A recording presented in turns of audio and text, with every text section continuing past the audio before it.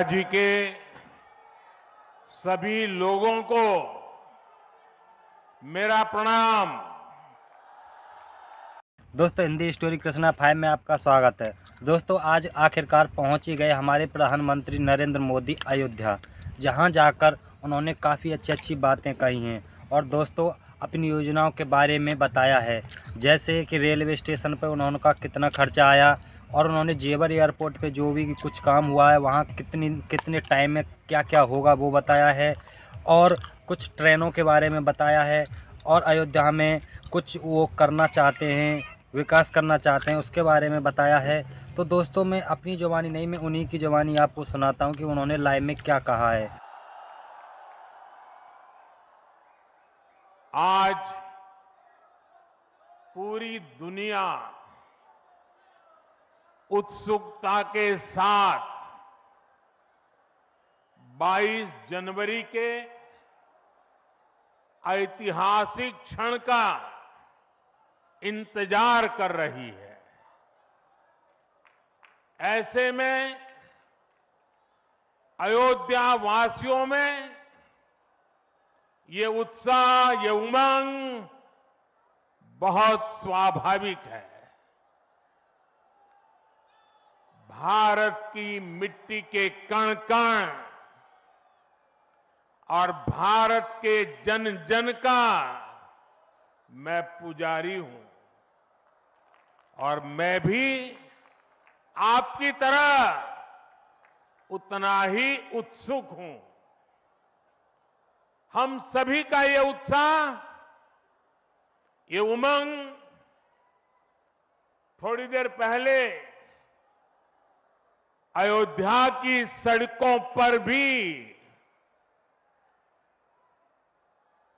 पूरी तरह नजर आ रहा था। ऐसा लगता था कि पूरी अयोध्या नगरी ही सड़क पर उतर आई हो। इस प्यार, इस आशीर्वाद के लिए मैं आप सभी का हृदय से आभार व्यक्त करता हूं। मेरे साथ बोलिए, सियावर रामचंद्र की, सियावर रामचंद्र की, सियावर रामचंद्र की। उत्तर प्रदेश की गवर्नर आनंदीबेन पटेल, यहां के लोकप्रिय मुख्यमंत्री योगी आदित्यनाथ जी, मंत्रिमंडल में मेरे सहयोगी ज्योतिरादित्य जी, अश्विनी वैष्णव जी, वीके सिंह जी, उत्तर प्रदेश के deputy CM Keshav Prasad Maurya ji, Brajesh Pathak ji, UP सरकार के अन्य मंत्रीगण, सभी सांसद और विधायकगण और विशाल संख्या में आए मेरे परिवारजनों, देश के इतिहास में 30 दिसंबर की यह तारीख बहुत ही ऐतिहासिक रही है। आज के ही दिन 1943 में नेताजी सुभाष चंद्र बोस ने अंडमान में झंडा फहराकर भारत की आजादी का जयघोष किया था। आजादी के आंदोलन से जुड़े ऐसे पावन दिवस पर आज हम आजादी के अमृत काल के संकल्प को आगे बढ़ा रहे हैं। आज विकसित भारत के निर्माण को गति देने के अभियान को अयोध्या नगरी से नई ऊर्जा मिल रही है। आज यहां 15,000 करोड़ रुपए से अधिक के विकास कार्यों का शिलान्यास और लोकार्पण हुआ है। इंफ्रास्ट्रक्चर से जुड़े ये काम आधुनिक अयोध्या को देश के नक्शे पर फिर से गौरव के साथ स्थापित करेंगे। कोरोना जैसी वैश्विक महामारी के बीच ये कार्य अयोध्या वासियों के अथक परिश्रम का परिणाम है। मैं सभी अयोध्या वासियों को इन परियोजनाओं के लिए अनेक अनेक बधाई देता हूं। मेरे परिवारजनों, दुनिया में कोई भी देश हो, अगर उसे विकास की नई ऊंचाई पर पहुंचना है तो उसे अपनी विरासत को संभालना ही होगा। हमारी विरासत हमें प्रेरणा देती है, हमें सही मार्ग दिखाती है। इसलिए आज का भारत पुरातन और नूतन दोनों को आत्मसात करते हुए आगे बढ़ रहा है। एक समय था जब यही अयोध्या में रामलला टेंट में विराजमान थे। आज पक्का घर सिर्फ रामलला को ही नहीं, बल्कि पक्का घर देश के 4 करोड़ गरीबों को भी मिला है। आज भारत अपने तीर्थों को भी संवार रहा है, तो वहीं डिजिटल टेक्नोलॉजी की दुनिया में भी हमारा देश छाया हुआ है। आज भारत काशी विश्वनाथ धाम के पुनर्निर्माण के साथ ही देश में 30,000 से ज्यादा पंचायत भवन भी बनवा रहा है। आज देश में सिर्फ केदार धाम का पुनरुद्धार ही नहीं हुआ है, बल्कि 315 से ज्यादा नए मेडिकल कॉलेज भी बने हैं। आज देश में महाकाल महालोक का निर्माण ही नहीं हुआ है, बल्कि हर घर जल पहुंचाने के लिए पानी की 2 लाख से ज्यादा टंकियां भी बनवाई है। हम चांद, सूरज और समुद्र की गहराइयों के भी नाप रहे हैं, तो अपनी पौराणिक मूर्तियों को भी रिकॉर्ड संख्या में भारत वापस ला रहे हैं। आज के भारत का मिजाज यहां अयोध्या में स्पष्ट दिखता है। आज यहां प्रगति का उत्सव है, तो कुछ दिन बाद यहां परंपरा का उत्सव भी होगा।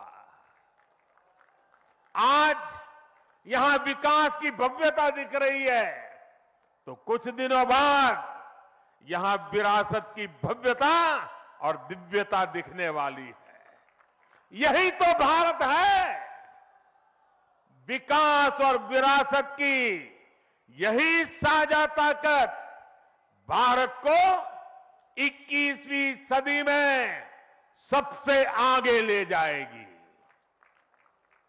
मेरे परिवारजनों, प्राचीन काल में अयोध्या नगरी कैसी थी, इसका वर्णन खुद महर्षि वाल्मीकि जी ने विस्तार से किया है।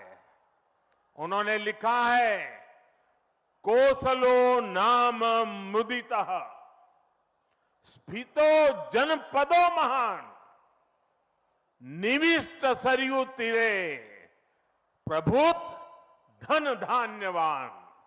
अर्थात वाल्मीकि जी बताते हैं कि महान अयोध्यापुरी धन धान्य से परिपूर्ण थी, समृद्धि के शिखर पर थी और आनंद से भरी हुई थी।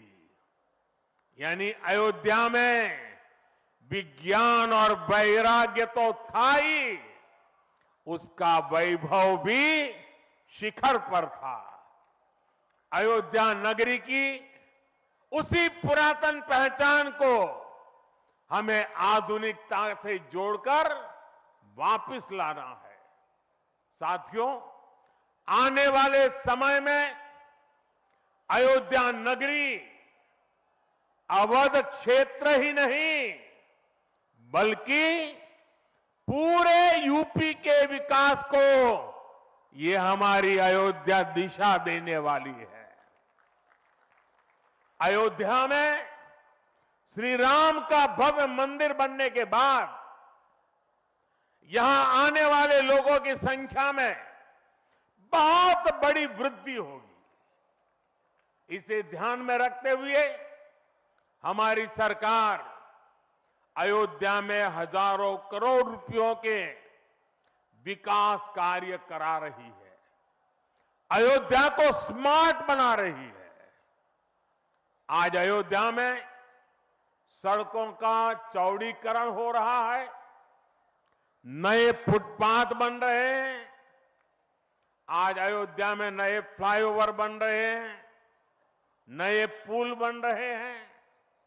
अयोध्या को आसपास के जिलों से जोड़ने के लिए भी यातायात के साधनों को सुधारा जा रहा है। साथियों, आज मुझे अयोध्या धाम एयरपोर्ट और अयोध्या धाम रेलवे स्टेशन का लोकार्पण करने का सौभाग्य मिला है। मुझे खुशी है कि अयोध्या एयरपोर्ट का नाम महर्षि वाल्मीकि के नाम पर रखा गया है। महर्षि वाल्मीकि ने हमें रामायण के माध्यम से प्रभु श्री राम के कृतित्व से परिचित करवाया। महर्षि वाल्मीकि के लिए प्रभु श्री राम ने कहा था, तुम त्रिकालदर्शी मुनिनाथा, तुम त्रिकालदर्शी मुनिनाथा, विश्व बदर जिमी तुमरे हाथा। अर्थात हे मुनिनाथ, आप त्रिकालदर्शी हैं, संपूर्ण विश्व आपके लिए हथेली पर रखे हुए बेर के समान है। ऐसे त्रिकालदर्शी महर्षि वाल्मीकि जी के नाम पर अयोध्या धाम एयरपोर्ट का नाम इस एयरपोर्ट में आने वाले हर यात्री को धन्य करेगा। महर्षि वाल्मीकि द्वारा रचित रामायण वो ज्ञान मार्ग है जो हमें प्रभु श्री राम से जोड़ती है। आधुनिक भारत में महर्षि वाल्मीकि इंटरनेशनल एयरपोर्ट अयोध्या धाम हमें दिव्य भव्य नव्य राम मंदिर से जोड़ेगा। जो ये नया एयरपोर्ट बना है उसकी क्षमता हर साल 10 लाख यात्रियों को सेवा करने की क्षमता है। जब इस एयरपोर्ट के दूसरे चरण का काम भी पूरा हो जाएगा तो महर्षि वाल्मीकि इंटरनेशनल एयरपोर्ट पर हर साल 60 लाख यात्री आ जा सकेंगे। अभी अयोध्या धाम रेलवे स्टेशन पर हर रोज 10-15 हजार लोगों को उनकी सेवा करने की क्षमता है। स्टेशन का पूरा विकास होने के बाद अयोध्या धाम रेलवे स्टेशन पर हर रोज 60,000 लोग आ जा सकेंगे। साथियों, एयरपोर्ट रेलवे स्टेशनों के अलावा आज यहां अनेक पथों का, मार्गों का भी लोकार्पण हुआ है। राम पथ, भक्ति पथ, धर्म पथ और श्री राम जन्मभूमि पथ से आवाजाही और सुगम होगी। अयोध्या में आज ही कार पार्किंग स्थलों का लोकार्पण किया गया है। नए मेडिकल कॉलेज से यहां आरोग्य की सुविधाओं को और विस्तार मिलेगा। सरयू जी की निर्मलता बनी रहे, इसके लिए भी डबल इंजन सरकार पूरी तरह समर्पित है। सरयू जी में गिरने वाले दूषित पानी को रोकने के लिए भी काम शुरू हुआ है। राम की पैड़ी को एक नया स्वरूप दिया गया है। सरयू के किनारे नए नए घाटों का विकास हो रहा है। यहां के सभी प्राचीन कुंडों का पुनरुद्धार भी किया जा रहा है। लता मंगेशकर चौक हो या राम कथा स्थल, ये अयोध्या की पहचान बढ़ा रहे हैं। अयोध्या में बनने जा रही नई टाउनशिप यहां के लोगों का जीवन और आसान बनाएगी। विकास के इन कार्यों से अयोध्या में रोजगार और स्वरोजगार के नए अवसर भी बनेंगे। इससे यहां के टैक्सी वाले, रिक्शा वाले, होटल वाले, ढाबे वाले, प्रसाद वाले, फूल बेचने वाले, पूजा का सामग्री बेचने वाले, हमारे छोटे मोटे दुकानदार भाई, सभी की आय बढ़ेगी। मेरे परिवारजनों, आज यहां आधुनिक रेलवे के निर्माण की तरफ एक और बड़ा कदम देश ने उठाया है। वंदे भारत और नमो भारत के बाद आज एक और आधुनिक ट्रेन देश को मिली है। इस नई ट्रेन सीरीज का नाम अमृत भारत ट्रेन रखा गया है। वंदे भारत, नमो भारत और अमृत भारत ट्रेनों की ये त्रिशक्ति भारतीय रेलवे का कायाकल्प करने जा रही है। इससे बड़ी खुशी की बात क्या हो सकती है कि पहली अमृत भारत ट्रेन अयोध्या से गुजर रही है। Delhi Darbhanga Amrit Bharat express train Delhi, UP, Bihar के लोगों की यात्रा को आधुनिक बनाएगी। इससे बिहार के लोगों के लिए भव्य राम मंदिर में विराजने जा रहे रामलला के दर्शन को और सुगम बनाएगी। ये आधुनिक अमृत भारत एक्सप्रेस ट्रेन विशेष रूप से हमारे गरीब परिवार, हमारे श्रमिक साथियों को बहुत मदद करेगी। श्री रामचरित मानस में गोस्वामी तुलसीदास जी ने कहा है, परहित सरिस धर्म नहीं भाई, पर पीड़ा सम नहीं अदमाई। अर्थात दूसरों की सेवा करने से बड़ा और कोई धर्म, कोई और कर्तव्य नहीं है। आधुनिक अमृत भारत ट्रेनें गरीब की सेवा इसी भावना से ही शुरू की गई है। जो लोग अपने काम के कारण अक्सर लंबी दूरी का सफर करते हैं, जिनकी उतनी आमदनी नहीं है, वे भी आधुनिक सुविधाओं और आरामदायक सफर के हकदार हैं। गरीब के जीवन की भी गरिमा है। इसी ध्येय के साथ इन ट्रेनों को डिजाइन किया गया है। आज ही पश्चिम बंगाल और कर्नाटका के साथियों को भी उनके राज्य की पहली अमृत भारत एक्सप्रेस ट्रेन मिली है। मैं इन राज्यों को भी अमृत भारत ट्रेनों की बधाई दूंगा।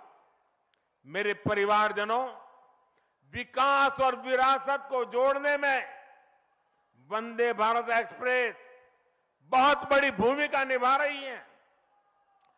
देश की पहली वंदे भारत एक्सप्रेस ट्रेन काशी के लिए चली थी। आज देश के 34 रूट पर वंदे भारत एक्सप्रेस ट्रेनें चल रही है। काशी, वैष्णो देवी के लिए कटरा, उज्जैन, पुष्कर, तिरुपति, शिरडी, अमृतसर, मदुरई, आस्था के ऐसे हर बड़े केंद्रों को वंदे भारत जोड़ रही है। इसी कड़ी में आज अयोध्या को भी वंदे भारत ट्रेन का उपहार मिला है। आज अयोध्या धाम जंक्शन, आनंद विहार वंदे भारत शुरू की गई है।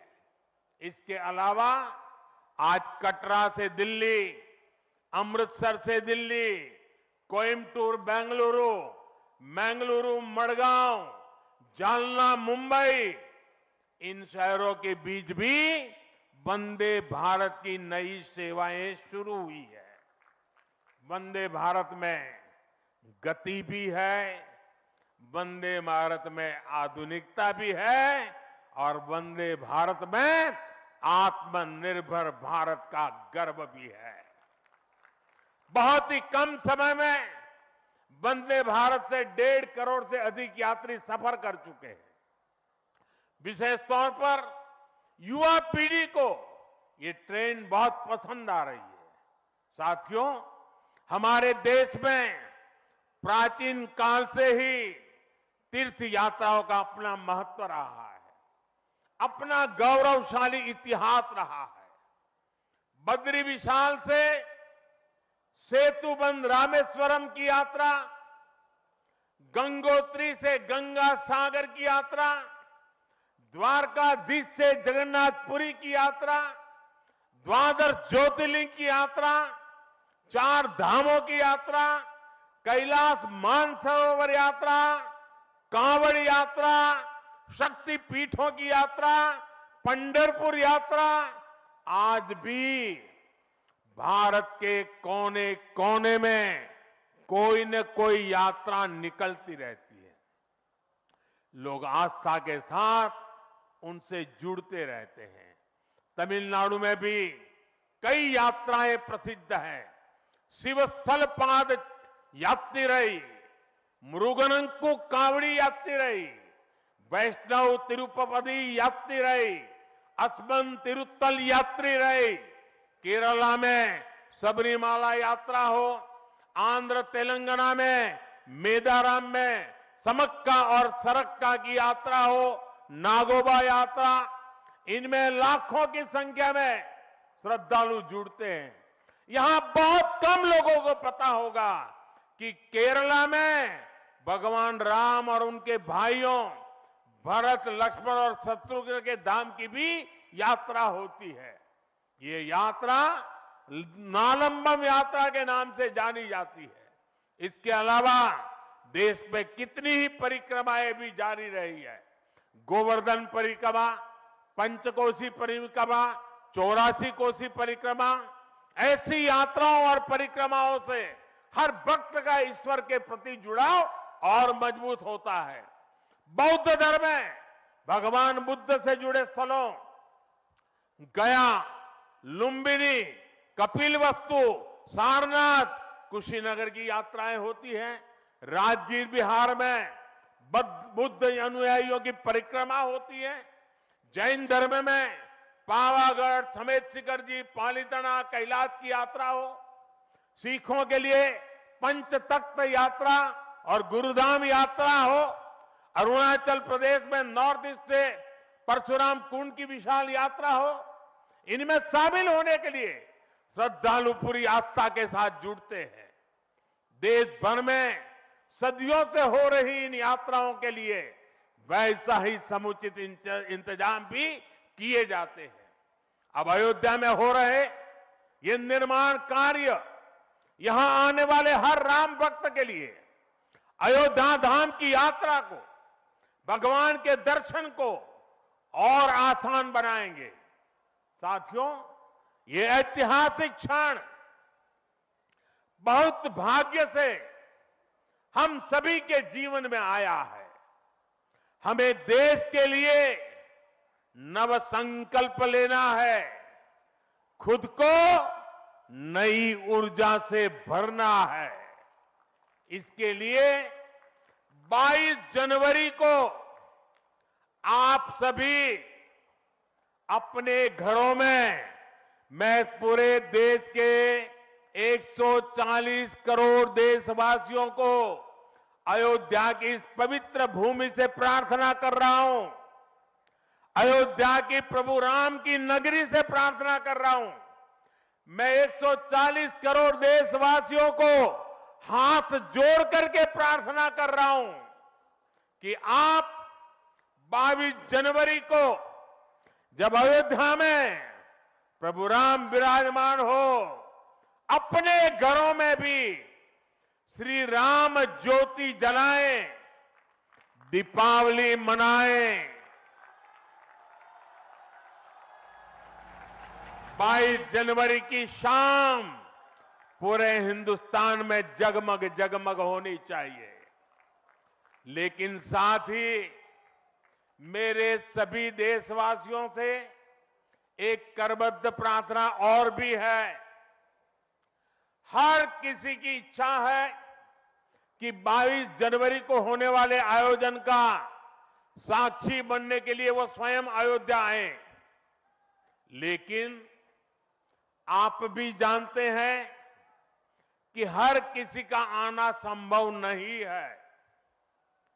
अयोध्या में सबका पहुंचना बहुत मुश्किल है और इसलिए सभी राम भक्तों को, देश भर के राम भक्तों को, उत्तर प्रदेश के विशेष करके राम भक्तों को मेरा हाथ जोड़ करके प्रणाम के साथ प्रार्थना है, मेरा आग्रह है कि 22 जनवरी को एक बार विधि पूर्वक कार्यक्रम हो जाने के बाद 23 तारीख के बाद अपनी सुविधा के अनुसार वो अयोध्या आए।